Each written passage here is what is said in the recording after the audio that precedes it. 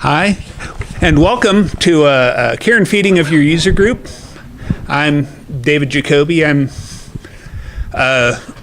organizer of this event and organizer also for Purdue Perl Hackers, a user group in sunny Indiana. And I'll let the rest of this panel introduce themselves. I'm Doug Bell. I'm the organizer of the Chicago Promongers. My name is John Anderson. I'm from Salem, Oregon, where I help run a non-denominational nerd meetup called Hack Salem. Hi, I'm David Adler. I'm the ruthless, godless dictator of the New York Promongers. I like that. Made up names. Uh-huh. And the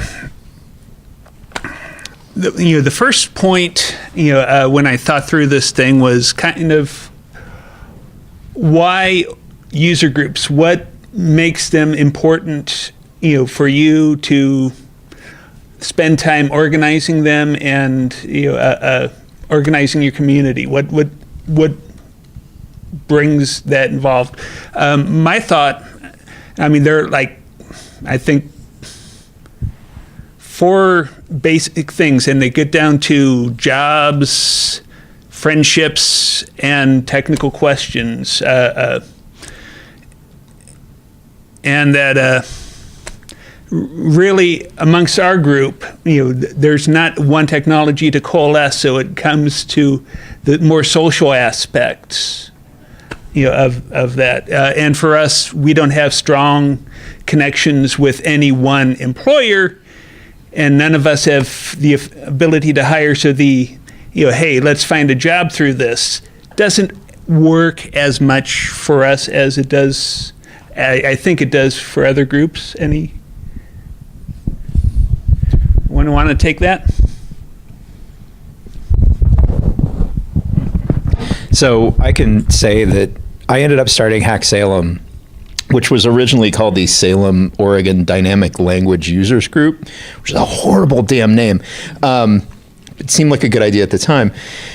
I moved to Salem 6 years ago this August from the DC area, and I had a couple of different meetups that I went to in the DC area, including the DC Promongers, and so I had sort of an expected monthly level of nerd interaction, which is something that I enjoy having. And I got to Salem and I could not find any technical community whatsoever. Because we're sort of unique in that, or unusual in that, I think unlike Chicago, unlike New York, Portland is an hour away. I could go to a different meetup in Portland every night of the week, right? But the unofficial motto, we don't have any children in here. The unofficial motto of Hack Salem is fuck driving to Portland. Because it's just annoying. So I wanted some sort of local technical community. I couldn't find it, so I just went on meetup.com, created an account, and made it. And originally with sort of not, realizing there's probably like one other guy or one other person in Salem who does Perl. I can't just call it Salem Promongers. That's not going to work. So I was trying to cast a wider net with the dynamic language thing, but it turns out something I've learned over the past couple of years, I've been doing a lot of conference speaking at smaller, more regional, more generic technical conferences. There's a whole lot of .NET developers out there. It's like they're the 80% of the iceberg. There are these people who work at insurance companies and just 9-to-5ers and doing .NET. It's kind of replaced Java for that. So we intentionally made it even more wide because about half the talks we were getting proposed were .NET talks, which is fine. I'm actually doing a .NET talk here tomorrow, right? You heard it here first. But it was mostly about the socialness, and then the networking aspects I think fall out of that, the job related stuff. But it's just useful to have, local community, people around you who are interested in the stuff you're interested in. So if you can't find it, make it. Yeah, I would say that because I do live in Chicago, Like there are a lot of user groups for, Ruby. Chicago's a huge Ruby development town. And so like I keep maintaining the Perl mongers, and I keep like adding like stuff for us to do, mainly just to keep a space for Perl in Chicago. Like we do accept talks for basically anything tangentially related to Perl, but it's important that it's the Chicago Perl mongers to say that yes, like Perl is here, by the way. Well,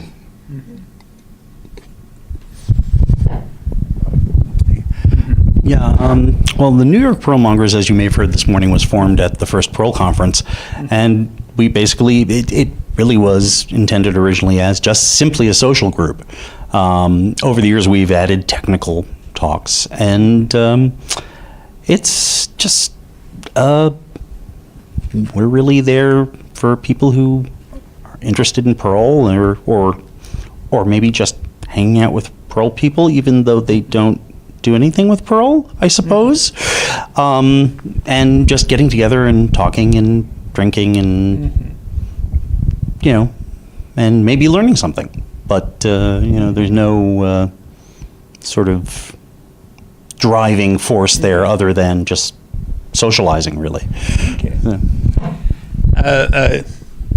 Yeah, by all means. And I had a question, because so two of you guys are in huge cities. And so you have a lot of population, but from that, therefore you obviously have a lot of people that are just going to show up.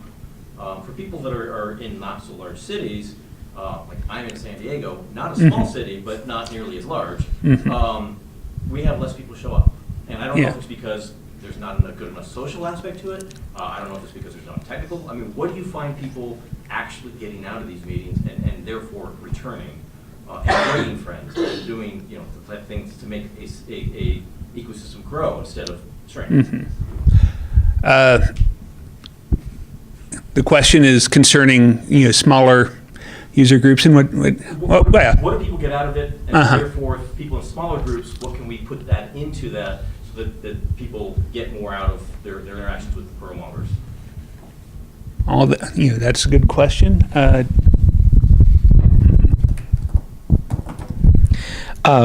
So just for reference, Salem is 150,000 people in the 2010 census. In the actual city, it's like 450 in the metro area. We have about 675 members on meetup.com. We have meetings that track between 20 and 30 people. There's kind of a hardcore 15 that show up every month, and then there are people who bounce in and out. We'll have people show up and never come back. But, unlike kind of the other, unlike David, unlike Doug, I don't have a Perl focus. And I'm actually going to do, teaser, I'm going to do a lightning talk tomorrow that's basically going to advocate for not making it about Perl. Because I think you're better off casting a wider net, because if people are not doing Perl, they're not into Perl, they're just experiencing the sort of outside the community impression of Perl, they're going to see Perl mongers and go like, so one, for those of you who were at YAPC Baltimore, somebody did a lightning talk called "What the fuck is a monger?" Was it? Okay, it was Asheville. So you have that problem, right? Nobody knows what a monger is. And two, they just see Perl and they're like, I don't do Perl. I don't want, making it a wider, more general technical meetup, right? And we do, Hack Salem usually has 2 20 to 30 minute technical presentations every month if I can round up 2 people and a place with a projector to have it. Otherwise, we have a social meeting at a local watering hole. But you get that general technical stuff in over time, right? Because the other thing that will happen if you are the organizer of these things, you end up talking a lot, right? Because there'll be times when you can't get anybody else to talk. That's when you can slip the Perl in, right? Little spoonful of Perl, spoonful of sugar makes the Perl go down, right? So I think that's a better, the sort of the cowbird cuckoo's egg approach is a better way to do it if you're starting from scratch. If you're running an established Perl mongers group, it's kind of a different thing. But if you're just trying to start up something fresh, make it as generic as possible, particularly if in a smaller area. I'll say our group, I like to say we established a palace coup on a local, more polyglot technical group, Hack Lafayette, which is very similar to his name, we have 2 social meetings a month, one on a Sunday where we have coffee and one on Wednesday where we have food and beer. And the Perlmongers corner of this is the one that gives has a technical content once a month, because we wanted more than just the social. We wanted the social, but we wanted more of that.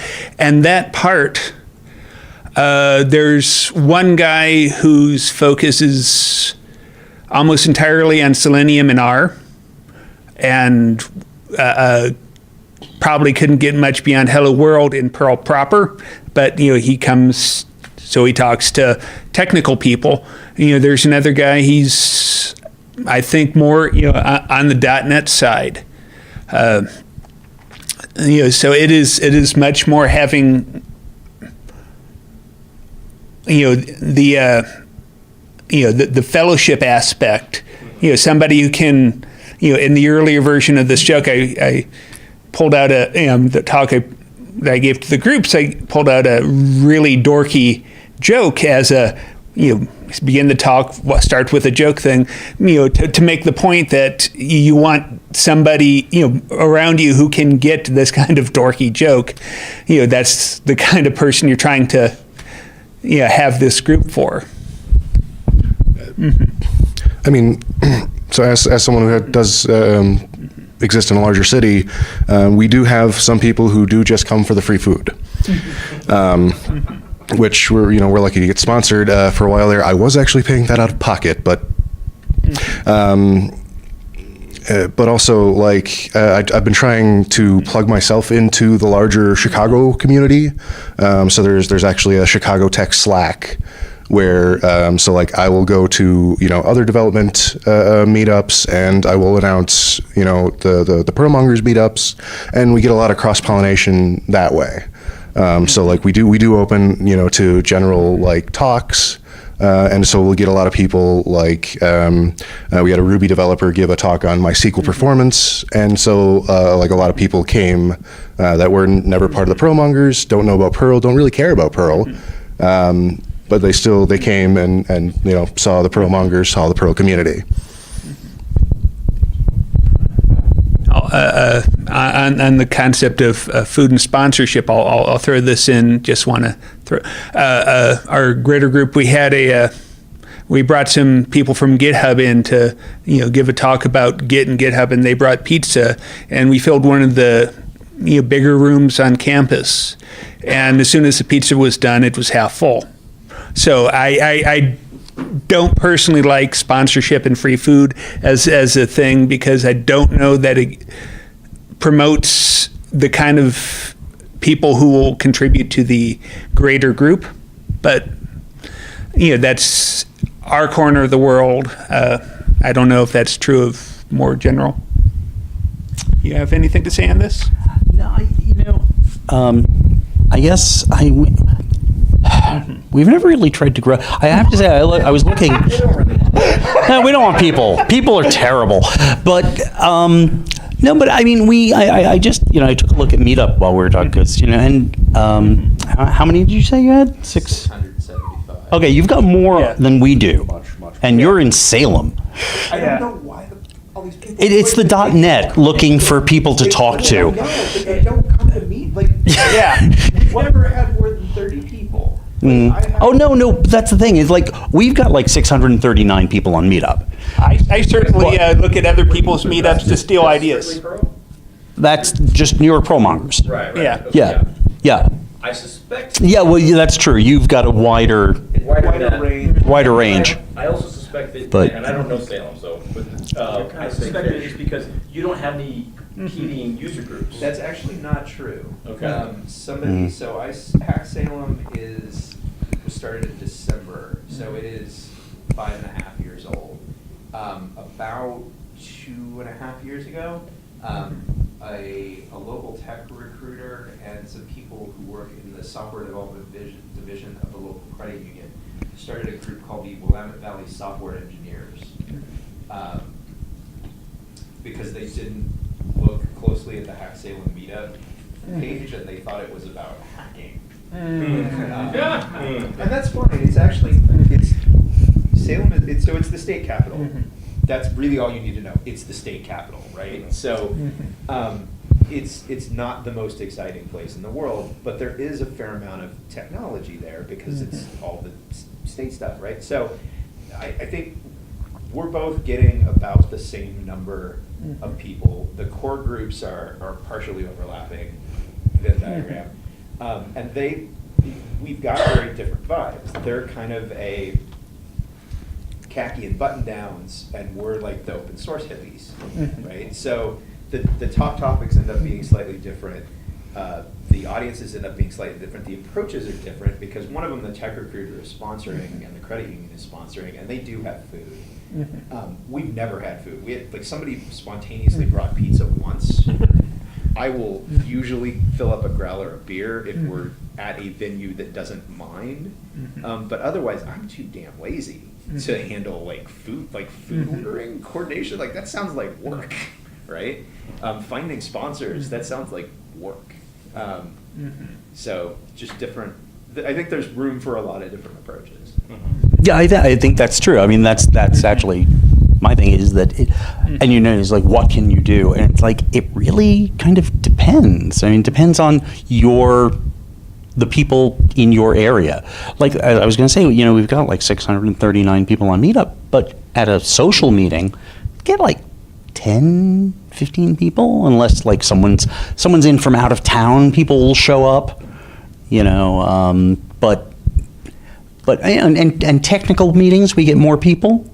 And I think part of that is, sometimes we'll have the technical meetings at some business that uses Perl, and so you'll get not only people coming who have heard, oh, there's this technical, but people at that business who will show up. And I think also, I don't actually have any data to support this, but I think that, if you do have some kind of event, a technical meeting or something at a local business, you'll get people coming to that from that business and other people who will hear about it kind of through the grapevine, and maybe that'll be something that'll expose your group to more people, and that'll help grow things. There are all kinds of different possibilities of how to find people, but what it really comes down to is, do people want to get together with other people? Because some people simply don't. Yeah. It's just and it's hard to gauge what the reality of that is.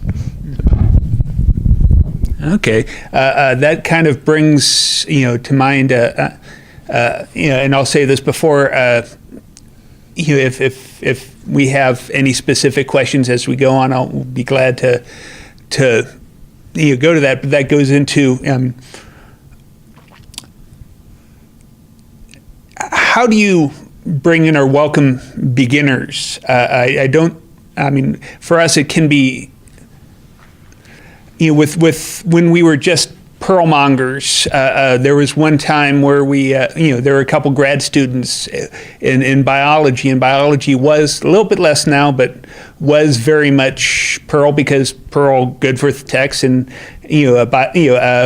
genetics, that's CED. TCG, yes, I should know this because I work with it. I work with data anyway. And I was actually the presenter, and it's like, okay, rather than do anything I had spent the last week putting together, we just threw an audible and worked through some of the questions they have and some of the stuff they were working with. But beyond that, how to welcome beginners, I guess, or you can take it. All right. I tried, so I had noticed that our technical talks were kind of going towards the deeper knowledge, and so we were getting some beginners, and so that's when we started having the office hours meetings, where like the entire nature of the meeting is, hey, don't know anything, come here and we'll talk. Like again, tangentially related to Perl, doesn't have to be, but go ahead. And so that's how like that started, and we had a couple people show up regularly, and eventually that turned into me mentoring them in a project. But I guess when speaking of beginners and or newbies to the meetings, one thing I would recommend against is like singling them out.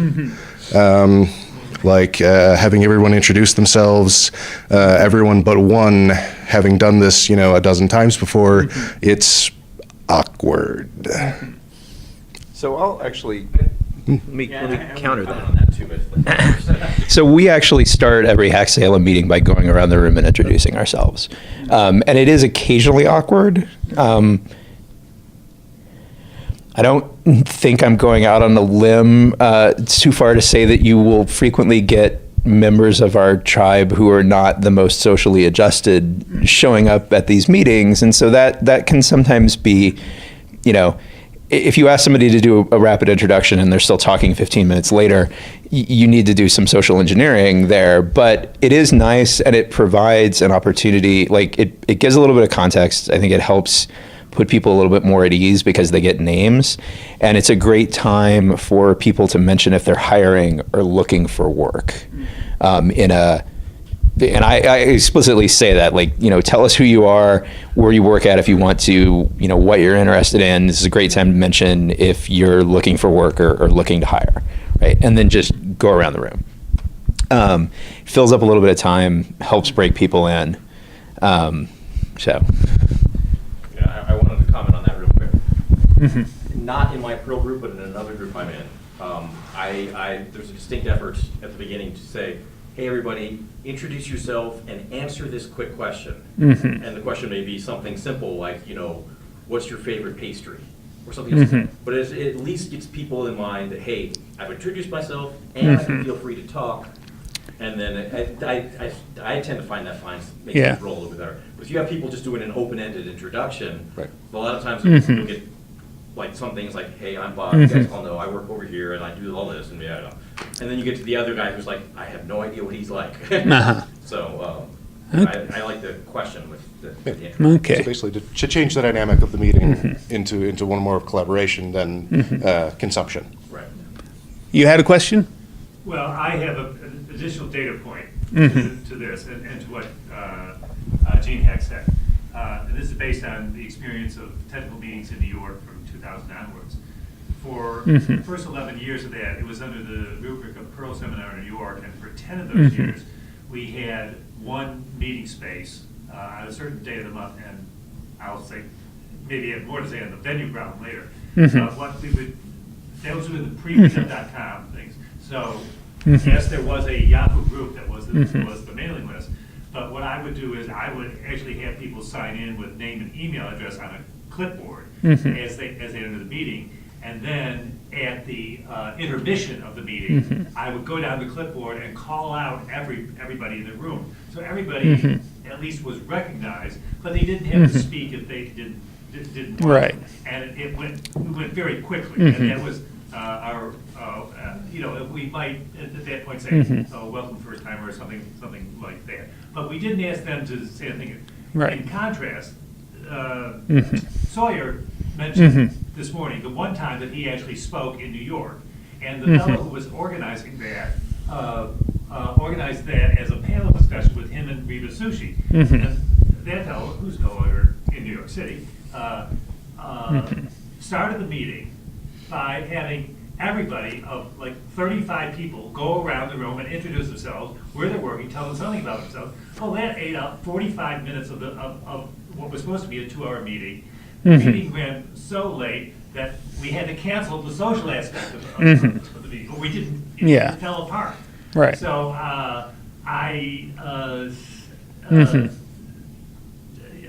caution is the guy out there. Maybe the first time someone does a presentation, you have them give a little background or something like that. But I would say that asking everybody, because as soon as you start saying introduce yourself, people are going to want to expand on that, and that's going to take a lot of time. So consider that there are alternative ways of recognizing everybody who's there. Okay. I'll take that and go with that. You mentioned location, and that does bring in, I hear a lot, you mentioned the several, places that you met in, earlier today. Being at Purdue, we have, it is a large number of rooms with projectors that are basically empty after 5 o'clock. So, and a lot of them empty during the day. So, finding a room has never been an issue, with us.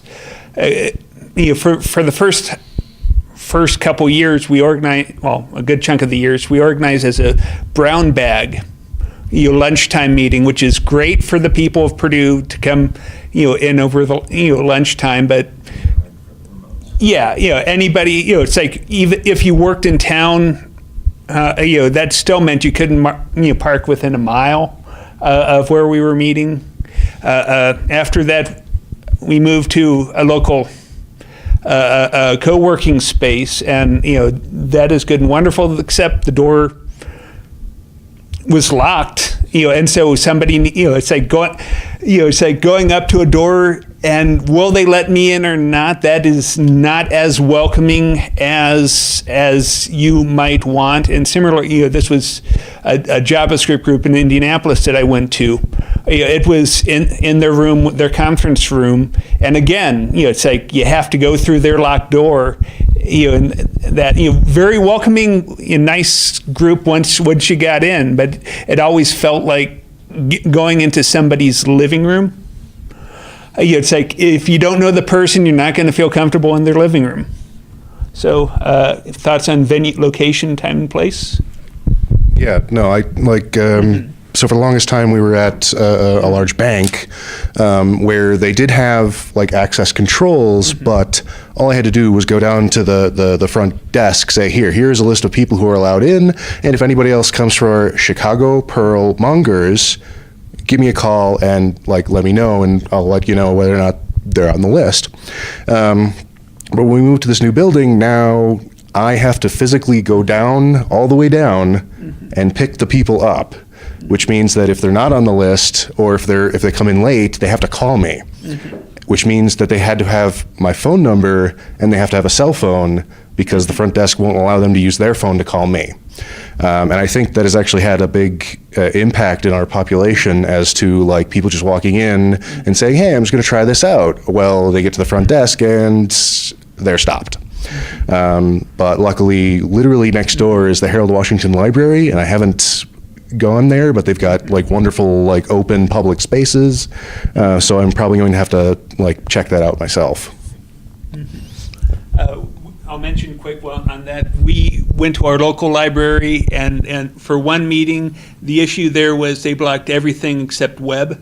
So it's like doing a more. This is a cool thing I did with. That you have to go SSH into a thing. That's just wasn't going to work. So we did that once. I actually bought a little like tethering device that can support up to 20 people because at the bank they would not allow anyone on their Wi-Fi at all. So I foot the bill for a little bit of cellular connectivity for that exact reason. How much did that run out of your meeting type of thing?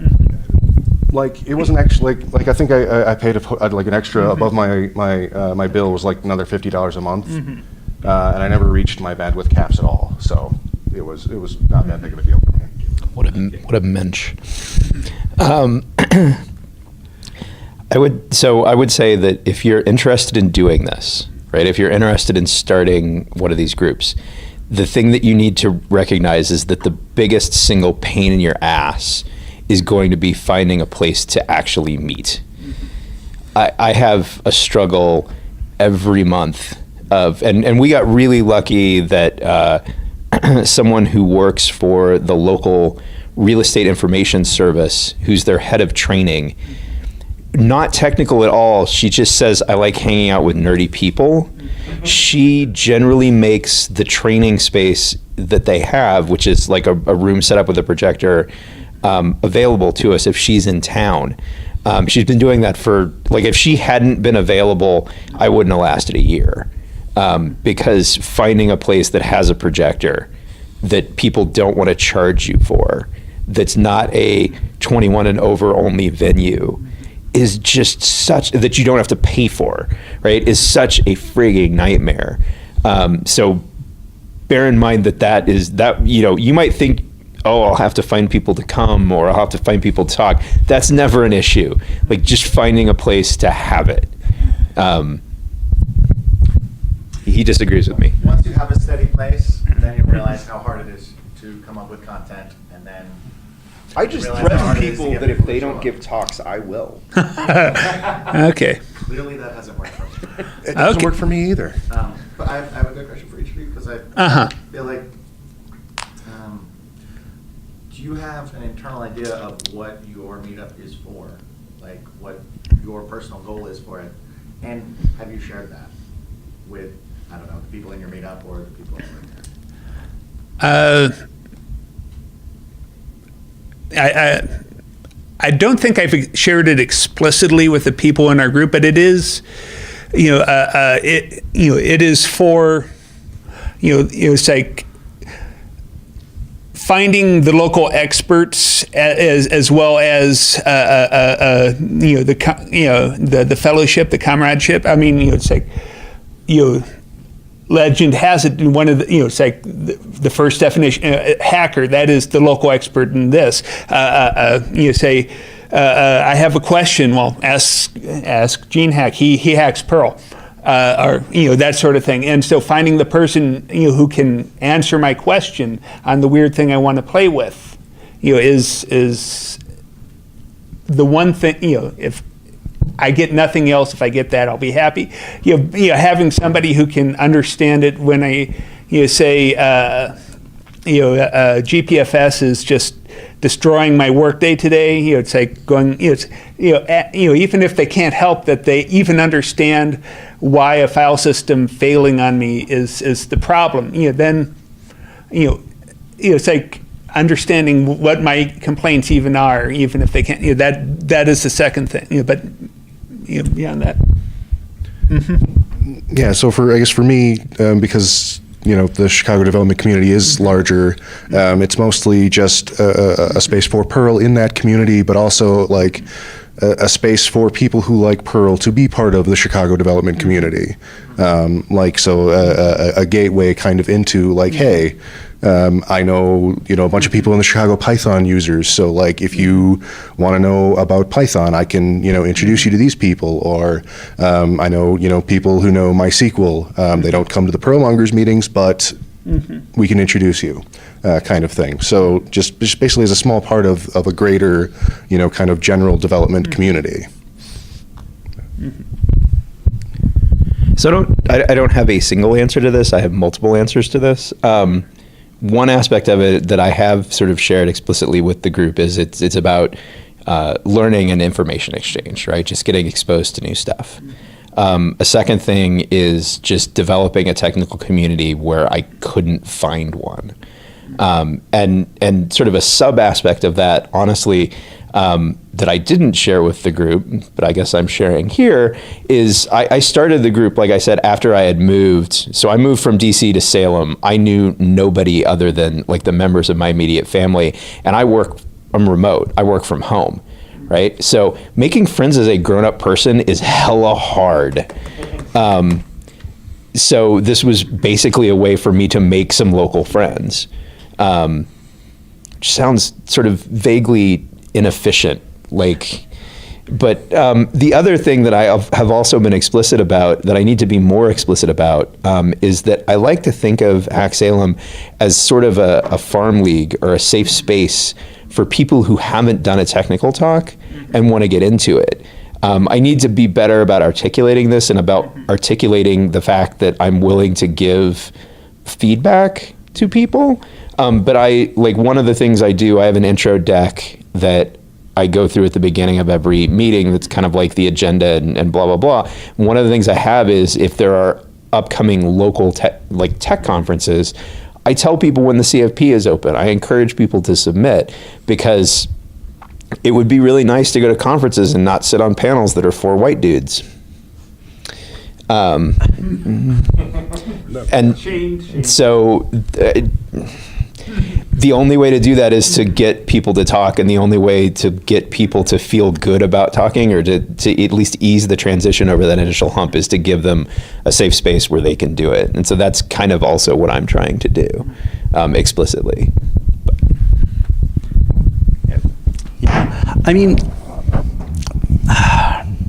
what is our purpose? You said it was a social group. Yeah, basically. I mean, that's really it. I mean, it literally started. I mean, that was our kind of, if we had a mission statement, it was get people away from their computers and in front of other Perl people. And it really has been, I mean, that's the thing. It's like, it's interesting that, John says that, he did this because he, wanted to make friends with people in a new place. And that's kind of actually how New York Perl Mongers started, because literally when we all met at the first Perl conference, Brian had just moved to New York and didn't really know that many people. And he said, oh, here are Perl people who live in New York. We can do stuff. But the thing is, it's not, as a social group, it's not like we sit around and talk about Perl exclusively. It's like that's just a sort of an entry point for people to like, okay, we have this in common. Let's hang out and just talk about stuff. And in the Perl community generally and through Perl Mongers, I've made tons of friends over the years who I have other interests in common with. I was looking at the list of people who were the original New York Perl Mongers, and I realized I'm still friends with half of these people, and not because we're all Perl people. And then, so it's there are other things, like when we do have technical meetings, when we do go through periods where we are having regular technical meetings. Like if we were currently having regular technical meetings, I'm sure we would have had a thing where we would have offered, if anyone's coming to the Perl conference and wants to try out their talk before coming here, we would have had a night of people, trying out talks. And we're having a meeting next week for sort of a post-conference get-together, and there will be people there who were here and people who weren't here and want to hear about what happened. So it's kind of an organic thing for us. It's like, there are those kind of, Perl-related things that are advantageous, but we don't plan them as carefully as we could. But they happen, and that's a good thing. So. Okay. One thing I'm hearing a lot in terms of when I hear groups mentioned, I hear Meetup mentioned, and when I see new people, I make a point of asking, so where did he hear about us? Because I do other things. I have a Twitter group, Twitter account for our group that I automate, basically spitting out what's coming up from the Meetup onto that, and it's I saw it on Meetup, that sort of thing. I don't want this to be an ad, for Meetup. So, but I'll point out that, several of the Meetups. I'm part of the Meetups. I probably pad out some of these other groups just to what are they doing? What are ideas I can pull into mine? So, what other tool? I've tried to do Google Plus as a group, because I think the average member of person who contributes to Google Plus is a programmer, but it just kind of no energy came back. So wasn't a thing, but Meetup, it actually gives most of the stuff that you need for a user group. So what other tools or what else do you have to say on, I guess, attracting people? Tools and outreach, I guess, are my thoughts at this point. Any comments, questions, on that? Marketing is not evil. But Sure feels like it. Marketing is not evil, but sure feels like it. I do have to agree with that. I keep saying I don't know that I've ever convinced anybody of anything in my whole life, which means marketing is convincing people to come to my user group, and I'm not sure I have those skills. Yeah. I will. We're here to practice. No, I was just going to say, Wendy always gets upset when I say this, but I mean, like, sort of one of the unofficial mottos of the Perl community is "We suck at marketing," and in some ways we do. I mean, we not always, but we yeah. I have a quick update. So Yeah. for the San Diego Promongers group, we had a meetup group. And I would advertise on the normal mailing list that the Promongers gives us and the meetup group. And I would typically get about 1 to 2 people RSVP on the meetup group per month. It was monthly meetings at the time, and 0 would show. And I have no idea if it's because they didn't realize it was a technical meeting, and then once they got to looking at it, they realized it was a technical meeting, and therefore decided not to show, or if it was people couldn't find the venue. I never got anything like that. Yeah. The person that was sponsoring the meetup stopped sponsoring it, and I was like, it's not worth $150 a month to keep that going. So Yeah. Was it random people, or was it people that you knew? All of these people that were RSVPing were people I did not recognize. Okay. I've noticed on my meetup, I get random people associated. I assume they're bots of some sort, or something like that, because, I've never seen hide nor hair with them. Yeah, no, I'm sure Yeah. a lot of those 675 people that are on my group are like Russian spam bots for whatever. Yeah. I don't understand the purpose. Well, a lot of them are trying to steal ideas for their group as well, as I said. Welcome to them. Yeah. All Yeah, we've ever yeah. used is Meetup.com. I've got a Twitter account for the group. I've got a Facebook account for the group. I don't always post to them because, again, I'm lazy. A friend of mine is actually working on, and I haven't really checked it out, so don't consider this more informational than a strong endorsement. But there is an open source attempt to sort of replicate Meetup. It's called Get Together, and you can get that at GET together, all one word, .community. So that might be if the Meetup cost, because Meetup, it does end up being like, they charge you based on the number of people in your group now. So if you have like more than 200 people, they kick you into a higher price tier. And I think I'm paying like $90 every 6 months, which is not a hardship for me, but if you're trying to get something off the ground, it may be. The other thing you can do, like I am technically the organizer of the Bend Perlmongers, because they were trying to get something started up, and I don't think there's an upper limit on the number of meetups you can have.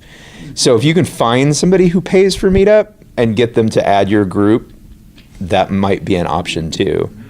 Because you can delegate pretty much everything except asking people for money to somebody else. Like I don't touch that Bend group. The person who runs it does everything that needs to be done.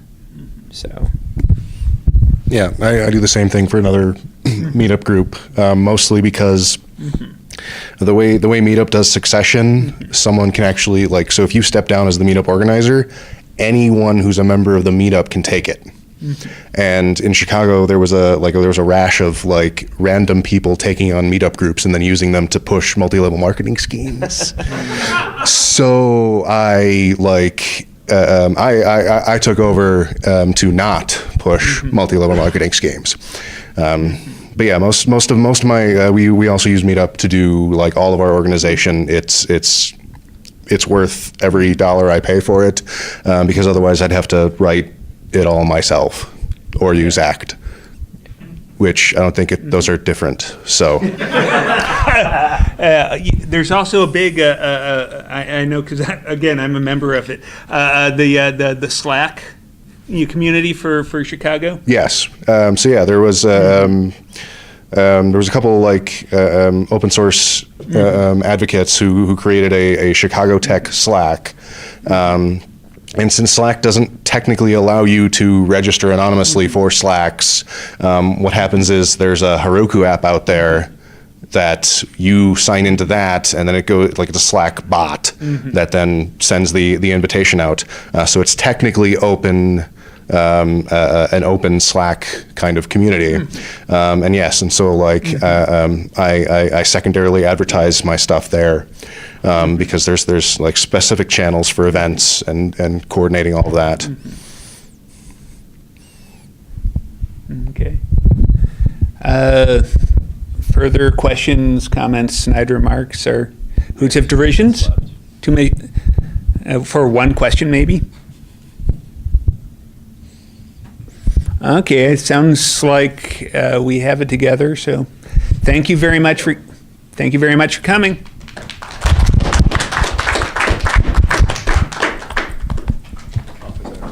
Mm-hmm.